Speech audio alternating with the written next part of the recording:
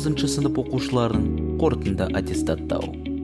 Білім мазмұнын жаңарту аясында оқыту және бағалау жүйесіндегі сабақтастықты қамтамасыз ету үшін 9 сынып оқушыларының қорытынды аттестаттау форматына өзгерістер енгізілді.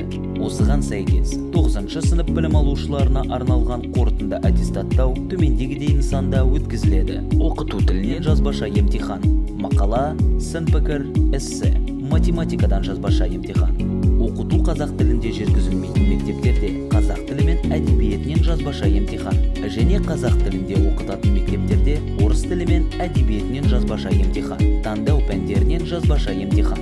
9 сынып білім алушыларына емтихан жұмыстарының материалдарын облыстардың Нұр-Сұлтан, Алматы және Шымкент қалаларының білім басқармалары дайындайды. 9 сыныпта мақалаға, пікірге, эссеге 2 астрономиялық сағат, математикаға 3 астрономиялық сағат, таңдау пәндеріне 2 астрономиялық сағат бөлінеді. Қайта қорытынды аттестаттаудың емтихан материалдарын мектептер өз бетінше әзірлейді.